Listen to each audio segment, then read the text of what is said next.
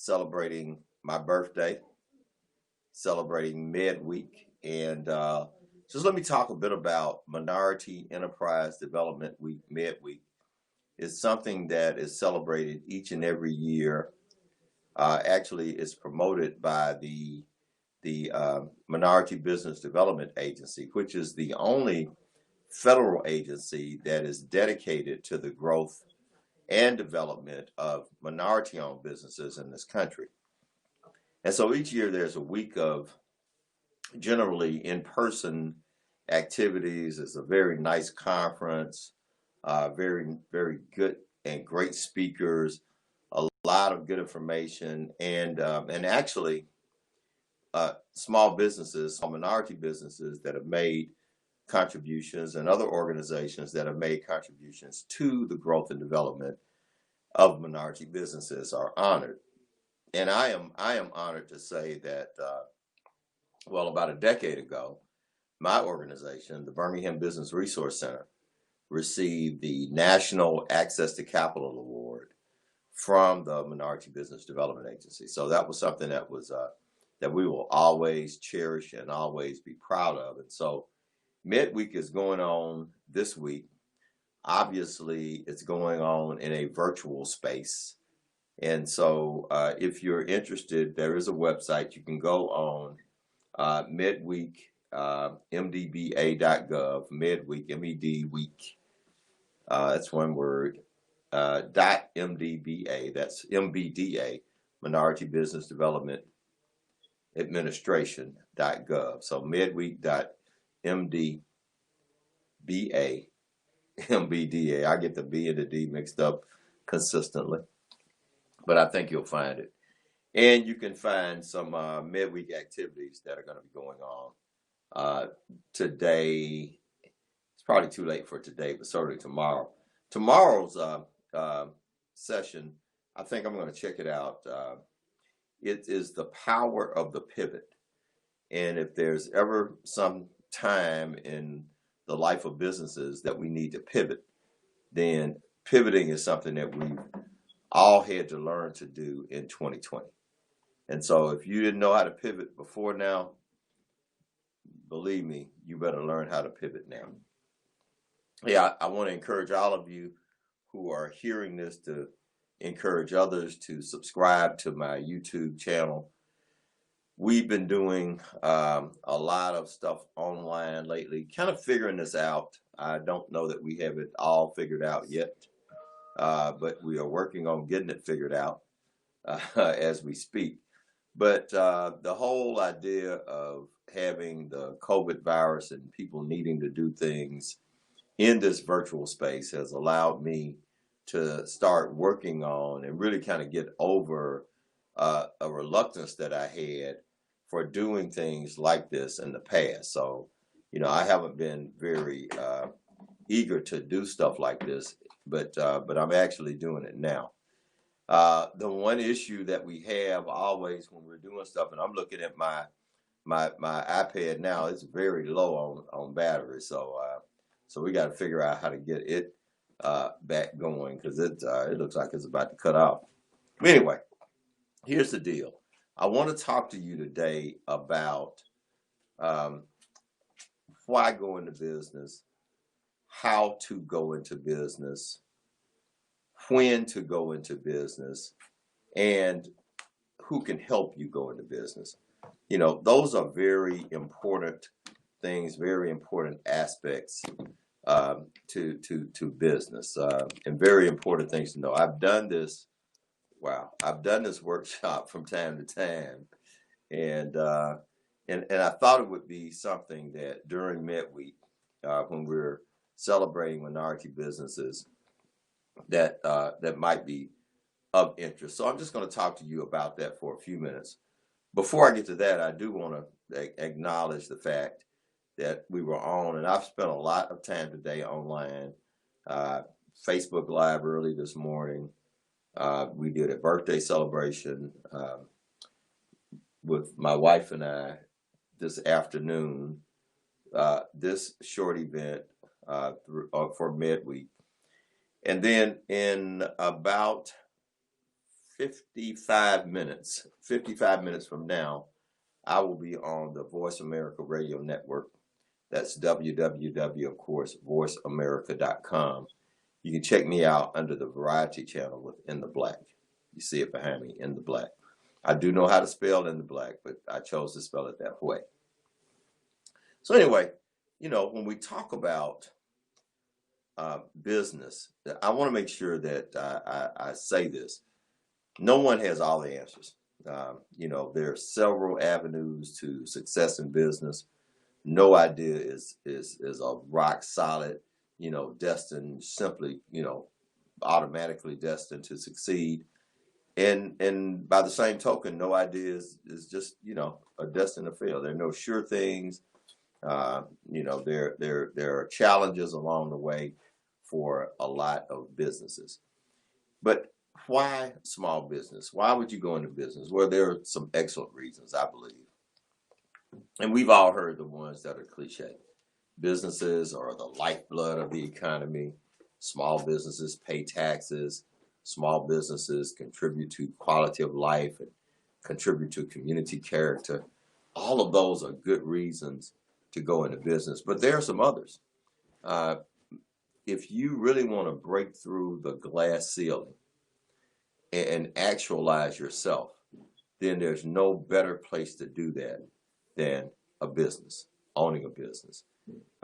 If you want to use your expertise that you've gained throughout the years and do it for yourself and feel good about it while you're making a contribution to your community and to your family, then small business is the way to do it. As you break through the glass ceiling, you want to create wealth for yourself, wealth for your family, wealth for your community, then owning a small business is the way to do it. Small businesses give communities their character. It allows you to express yourself, to express your expertise. It's been said by people, and I think that you and Marion Kaufman of the Kaufman Foundation says that business enterprise is the most effective way to unleash human potential and stir the economy to life. So unleashing your potential, the potential that's inside of you, while spurring and stirring this economy to life, those are reasons that you would want to start a business. Now, there are some other reasons, especially for Black and brown people. There's a race issue in America. We're not in denial. There is a racial wealth gap. There is systemic racism. It still exists. There are barriers to Black and brown people being successful in business. And we need more and more of our people to break through those barriers. Black companies, while there are 2.5 million of them, only about 10% of our companies really have employees. And so we really need to grow our entrepreneurial class to be able to have more significant and more substantial businesses so that those businesses start to employ people and start to create more wealth for the owners and more wealth for the community. As America does get browner, there is an imperative that that Black and brown and minority-owned businesses do better. There's a book entitled Minority Business Success. It's written by a couple of guys, James Lowry and Leonard Greenhouse. And that book talks about why it's important for brown people to be successful as entrepreneurs. And it's based on the premise that as America gets browner and browner, we cannot afford as a nation to leave brown peoples and brown people behind as it relates to their entrepreneurial endeavors. In other words, we cannot have a country where more than 50% of the population's businesses only produce 3 or 4% of the revenue being produced in the country. And that's what we'll find now. And so there's a national imperative that we start businesses. Those are some of the reasons some of the reasons why you should start a business. Now, when do you start a business? So the obvious answer to that, and we could move on if I didn't want to elaborate, is start a business when you're ready. But then that would leave us needing to talk about exactly what readiness looks like. When you're ready financially, when you're ready emotionally, when you're ready professionally. So those are some of the things that you have to measure within yourself to decide if you're ready. Now, financial readiness to me looks like this. You've saved up money. You're ready to invest in your business venture. Even if you go to get financing from a lender, some of the investment should and will have to come from you. You're in a position where the business does not have to pay your bills and feed your family for a while, especially during the ramp-up period, which could be from 2 to 3 years. And so that financial readiness is very important. Then there is an emotional readiness. It takes a toll sometimes on a family, on an individual, sometimes on marriages, sometimes on other relationships, when an entrepreneur launches a business. They're the late hours, they're the missed appointments, they're the missed soccer games and recitals that your kids had. There's a lot of anguish. Oftentimes an entrepreneur cannot help but bring his or her business home with them. The heartaches, the problems don't just, you can't, it's not like your job when you can leave there and kind of leave your stuff on your desk and not pick it up till you get back. In business, you take all of that home with you. You don't have a choice. And so there is a emotional toll and some emotional readiness that you have to employ and be able to deploy. And those are trigger points to tell you when you're ready. And then there's being professionally ready. Professionally ready means that you have amassed the knowledge that you need to have in order to launch, grow, manage a business enterprise. And while a lot of that knowledge is around what your business does, your technical expertise, your dexterous ability, some of that knowledge is around things that operate on the periphery: accounting, software, human resources, sales, and I could go on and on. So when you're ready, you're financially ready, you're emotionally ready, and you're professionally ready. Those are the things that you're going to consider as you consider when to launch your business. Now, entrepreneurship is growing. 1 in 12 people describe themselves as being in some sort of business. And, you know, there could be an argument as to whether entrepreneurs are born or made. So I don't really know if that's the case. But I do know that there are some things that you can use to assess your readiness. If you're a self-starter, that's a plus. You get along well with others, another plus. You're good at decision making, another plus. You have physical and emotional stamina, other pluses. If someone described you, they would say that you're a person who can persevere, who's an innovative thinker, who's a self-confident, action-oriented, great communicator, expert with knowledge, passion, energy, and savvy. Then those are characteristics that if you embody, then you may be ready to go into business. Those are all things that are important. There's some really good reasons to go into business. Some of the best reasons are, I'm losing money going to my job. If I work for me, my financial condition and position would be better. Another good reason, I position myself to make this investment. And another good reason, I'm the best at what I do. You know, I used to hear Mel Gravely talk about going into business, and it would be people going to business and they say, well, me too. I can do that too. That's the me too. And me too might not be the best thing. Me too means that you're like in the herd. Everybody can do it and you can do it too. And then there's me special. Yes, there are a lot of folks that do it, but I got a special recipe. I have a special technique. I have a special method. And me special trumps me too every trip of the train. Now, there's another me, and it takes a while to get to this me, but it's me only. And when you can get from me special to me only, then you're in business. So how do I go into business? What are the steps I make? Well, before you start taking any steps, my advice to you is plan, plan, plan. Write the vision, make it plain. Write a plan, be strategic.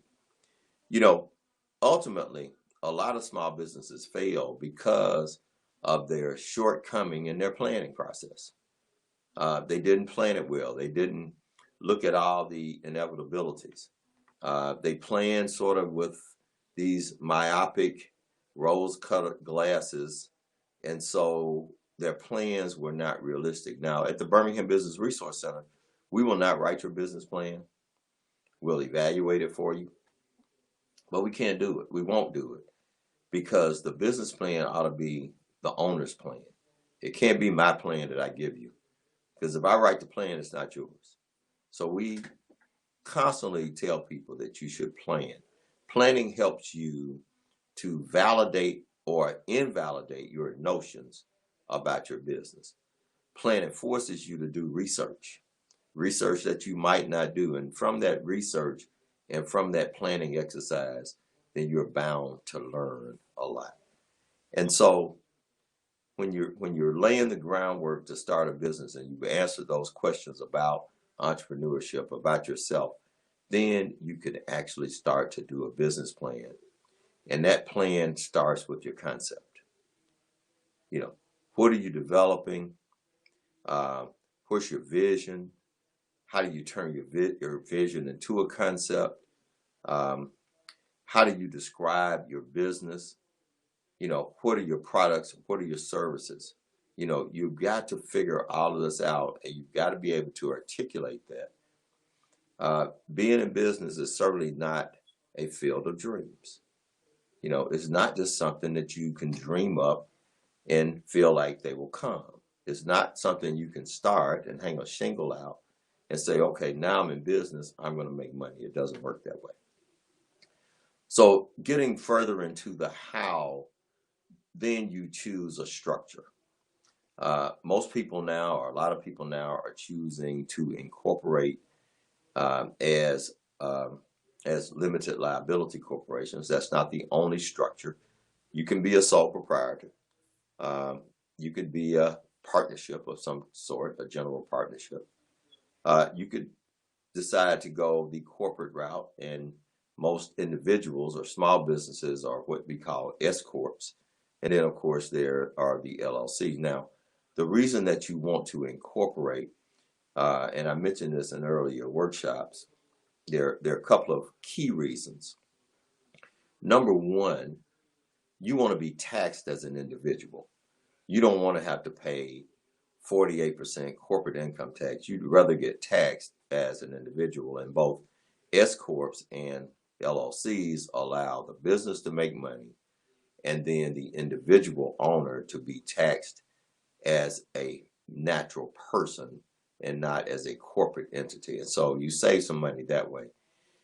And the other reason is you want to be protected from and insulated personally from liabilities that your business may incur. And so incorporating your business, creating that kind of form of business, which is a little bit safer than a sole proprietor and safer than a partnership, is what you want to do. So to the other things that you want to do is And these are just technical things. Obviously, you need a business license. That's, pretty much a no-brainer. You need to incorporate in some shape, form, or fashion. You'll need to have a business account. I certainly recommend that you have a business bank account. Now, you'll need a tax identification number in order to open that business bank account. And then you'll need some other evidence that you're in business. Your profile, your branding, all of those things will say that I am in business and I'm not just out here taking my hobby. And there's nothing wrong with having a hobby. But if you just got a hobby, then that's what you got. If you got a business, there's a higher level of branding, a higher expectation, and just a higher level of presentation that says that. So those are some of the steps you take to go into business. And finally, when? No, I'm sorry. Finally, who can help? So there are a lot of organizations like the Birmingham Business Resource Center who are out here to help folks go into business and help people stay in business and help people who are already in business do better. I couldn't begin to list every one of them, but I would certainly recommend, and I will list some, but I would certainly recommend that whatever you do, that you seek out the assistance of these organizations. Here's why. Number one, by and large, our services are free. So anyone can call us at the Birmingham Business Resource Center. You can get on our calendar. We can talk to you, and we're not doing a lot in person now, obviously, because of the COVID situation. But you can get on our calendar, and we can talk to you about going into business. We can help you start your business, help you evaluate your potential for successful business ownership. So we are there and willing to help, and we are helping free of charge, like most of the other organizations are. Our specialty, of course, is helping people assess their creditworthiness and improve their creditworthiness so that they are better able to go to a financial institution to get financing. But there are other organizations. For example, our offices are located in Innovation Depot. Innovation Depot is the small business incubator here in Birmingham.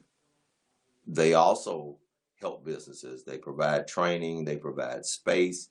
There is a qualification for getting into Innovation Depot. You just can't come down there and rent space. But if you meet the qualifications, you will get a lot of help, assistance, training, and exposure by being part of that incubation process. Other organizations, the Birmingham Urban League has a program where they are helping launch small businesses. Urban Impact, another organization right here in Birmingham. The Small Business Development Agency. Small Business Development agencies are part of the Small Business Administration, and they are working with the folks at Innovation Depot and other organizations like ours to help people go into business. The Chambers of Commerce, most of the Chambers of Commerce offer you B2B, business-to-business opportunities, and from time to time will offer training programs, workshops. In many cases, they'll partner with organizations like ours in order to help you go into business. I mentioned the Small Business Administration. The SBA itself has run programs from some of the longer 10 to 12-week training programs to workshops and seminars similar to what we do. So the overall point is you can find help to launch, to grow, and develop your small business. There is no reason, absolutely no reason, that if you want to go into business, if you have the desire, if you've looked inside and assessed all of your personal characteristics and it's a go, if you prayed about it and it's a go, if you've done your homework, your research, you've begun your planning process and it's a go, if you've started to do the grunt work, the work that's in the nitty gritty, the incorporations and the getting a tax ID number, and really setting yourself up to be in business, and that's a go, then many of us are here to help. So I just want to leave that with you today. We want to help you. If you want to succeed in business, if you want to start a small business, if you need help with your business, then I am, and my colleagues want to help you, because it's very important to us for you to succeed. Hey, I'll check you out in a week or so. We got some more stuff that we're going to share with you. This is Bob Dickerson Within the Black. Check you later.